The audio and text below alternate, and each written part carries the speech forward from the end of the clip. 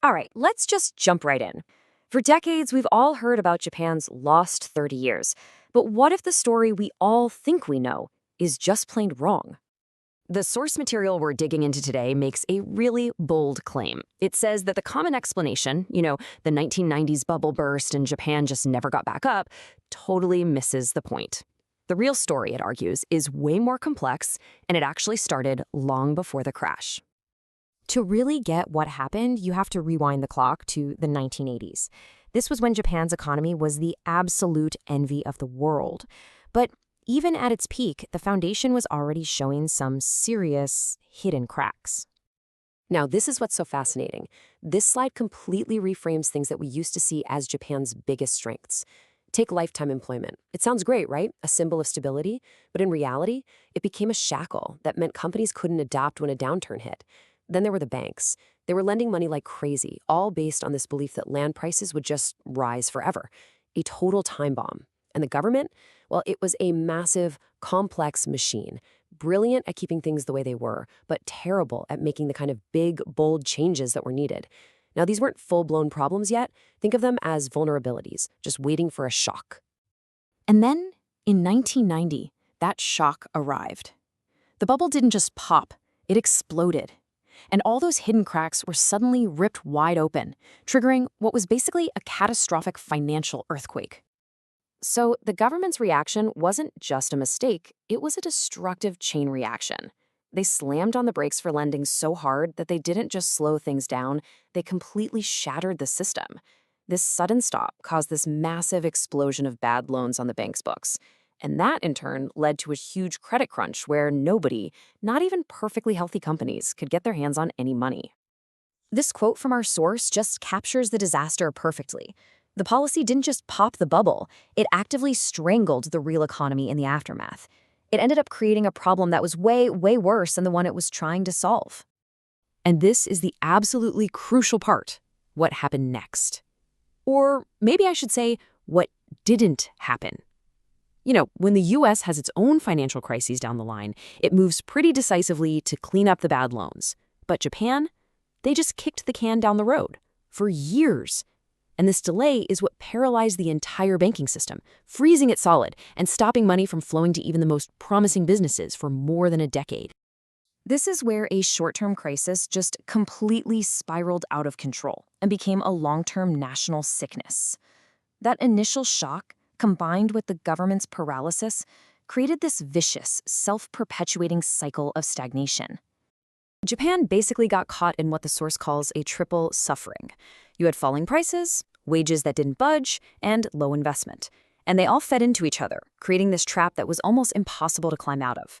Let's break down each piece of that miserable cycle. Okay, first up, deflation. It's a nasty machine that works like this. The paralyzed banks aren't lending any money, so companies can't invest in new projects or new equipment. That leads to job insecurity, so people get nervous and they stop spending. And, of course, when nobody is spending, prices start to fall. This creates a really dangerous psychological trap where everyone is thinking, why should I buy this today when it'll be cheaper tomorrow? That mindset literally brought the economy to a standstill for 20 years. At the exact same time, wages just completely flatlined. For a developed country, that's just unheard of. So why did it happen? Well, in a world with falling prices, companies can't raise their prices, which means there's no extra profit to give out as raises. And to avoid laying people off, they chose to protect jobs but sacrifice any pay increases. On top of that, you had this huge surge in lower-paid, non-regular work, and the lack of investment meant there was no innovation to boost productivity and justify higher wages. It was a perfect storm. And the third part of this suffering was industrial stagnation. So, while the rest of the world, especially the US, was having this massive IT revolution, Japan's industry was caught in what you could call a pincer attack. Its huge traditional companies were too rigid to change, and the lack of credit and investment meant that new, innovative startups just couldn't get off the ground. And the result? No new engines for economic growth appeared, at all. So let's look at how these problems went from being temporary issues to being totally entrenched. They didn't just stick around. They became locked in place as the entire system basically froze over. Three really powerful forces made sure that this stagnation became permanent. First, a declining population. That means a shrinking market and fewer workers. Second, a rapidly aging society, which means Social Security costs went through the roof. And third, politically, you had powerful special interest groups and an older electorate, who are naturally more resistant to big radical changes, and that created total policy paralysis.